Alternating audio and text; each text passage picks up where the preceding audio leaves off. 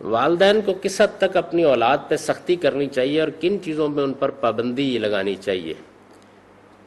میرا نقطہ نظر یہ ہے کہ جب بچے ابھی شعور کی عمر کو نہیں پہنچے ہوتے تو آپ ان پر سختی بھی کر سکتے ہیں اور کرنا پڑتی ہے بعض اوقات، لیکن جب بچے مکالمے کی عمر کو پہنچ جائیں، یعنی اب وہ اپنے خیر و شر کو سمجھتے ہیں، بات کرتے ہیں، بیان کرتے ہیں، اس کے بعد جو والدین سختی کریں گے وہ اپنی عاقبت بھی خراب کریں گے، اپنے بچوں سے بھی محروم ہو جائیں گے۔ اور مجھے بڑے افسوس کے ساتھ یہ بات عرض کرنا پڑتی ہے کہ میرے سامنے وقتاً فوقتاً اس طرح کے واقعات آتے رہتے ہیں کہ جس میں بعض مذہبی پس منظر رکھنے والے یا دیندار والدین جو ہیں وہ باہر دنیا کو تبلیغ کریں گے اور دین کے بارے میں بڑے مضطرب ہوں گے، لیکن ان کو شاید یہ اندازہ نہیں ہوتا کہ ان کو گھر کے اندر کس شفقت، کس محبت، کس ایثار کے ساتھ زندگی بسر کرنی چاہیے اور کیسے موقع دینا چاہیے اپنے گھر والوں کو بھی کہ وہ بھی سمجھ کر آہستہ آہستہ دین کی طرف آئیں۔ وہ ہاتھ میں ایک لٹ پکڑ لیتے ہیں اور اس کے بعد نفاذ کے مقام پر کھڑے ہو جاتے ہیں، نہ یہ جانتے ہیں کہ بچوں کے گرد و پیش کا ماحول اس وقت کیا کہہ رہا ہے ان کو، نہ یہ سمجھتے ہیں کہ اس وقت دنیا کے اندر کیا تبدیلیاں اور تغیرات آ گئے ہیں، نہ جو آزادی کی ایک عمومی فضا اس وقت دنیا میں قائم ہو گئی ہے۔ سب سے بڑی جو قدر اس وقت دنیا میں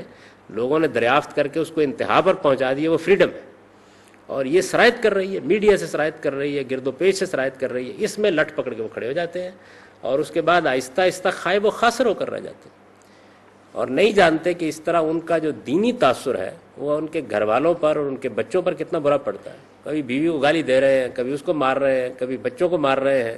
کبھی ان کے اوپر تان و تشنیع کر رہے ہیں، کبھی ان کے اوپر سختی کر رہے ہیں۔ رسول اللہ صلی اللہ علیہ وسلم نے یہ فرمایا ہے کہ قیامت کے دن میرے قریب وہ شخص ہوگا جو اپنے گھر والوں کے ہاں سب سے زیادہ با اخلاق ہوگا۔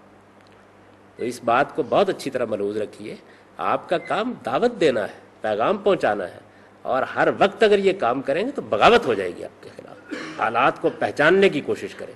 اپنے بچوں کو اپنے سینے سے لگائیں، ان کو دور نہیں کریں اپنے آپ سے، اور جو آپ کے زیر کفالت افراد ہیں ان کے ساتھ بھی محبت اور شفقت کا رویہ اختیار کریں۔ اللہ نے جو شعور آپ کو دے دیا ہے، آپ 2 منٹ میں اس کو انجیکٹ کرنا چاہتے ہیں دوسرے کے اندر، تو از راہ کرم میری بڑی گزارش ہے اس معاملے میں۔ بے شمار میرے سامنے واقعات آتے رہتے ہیں اس طرح کے کہ بعض لوگ بہت دینی باتیں کریں گے اور باہر ان کا بڑا اچھا رویہ ہوگا، لیکن وہ اپنے گھر کے اندر انتہائی بد اخلاق ہوتے ہیں، مار پیٹ سے گریز نہیں کرتے ہیں، ان کی زبان پر بات بات پہ گالی ہوتی ہے، اور وہ یہ خیال کرتے ہیں کہ اس طریقے سے وہ اپنا دینی فریضہ انجام دے رہے ہیں کیونکہ خدا نے ان کو داروغہ بنا کے دنیا میں بھیج دیا اور لوگوں پر مسلط ہو جائیں گے۔ تو یہ بات یاد رکھیے کہ اللہ نے اپنے پیغمبر کو بھی یہ کہا ہے کہ انما انت مذکر لست علیہم بمسیطر، آپ نصیحت کرنے والے ہیں، آپ کو داروغہ بنا کر نہیں بھیجا گیا۔ اگر آپ کے اخلاق اچھے نہیں ہیں، آپ کے گھر والے آپ کی نرمی، آپ کی محبت، آپ کی شفقت کی گواہی نہیں دیتے، تو میں یہ بات مبالغے سے نہیں کہہ رہا، آپ کی نمازیں اور روزے بیکار ہو جائیں گے قیامت میں۔ اور یہ بات رسول اللہ صلی اللہ علیہ وسلم نے اس وقت واضح کر دی تھی جب ایک بی بی کے بارے میں یہ پوچھا گیا کہ تہجد بہت پڑھتی ہے اور نمازیں بہت ادا کرتی ہے اور نفل پر نفل ادا کرتی چلی جاتی ہے، لیکن اس کے ہمسائے اس کے اخلاق سے تنگ ہیں، تو آپ نے فرمایا جہنم میں جائے گی۔ آپ کا سب سے پہلا امتحان آپ کا اخلاقی امتحان ہے، اور اخلاقی امتحان کا سب سے بڑا میدان آپ کا گھر ہے۔ اگر آپ کے بچے اور آپ کی بیوی آپ کے اعلیٰ اخلاق کی گواہی نہیں دیتی تو یاد رکھیے جو گواہی آج وہ آپ کے خلاف دے رہی ہے، قیامت میں یہی گواہی آپ کے ساتھ قائم ہو جائے گی۔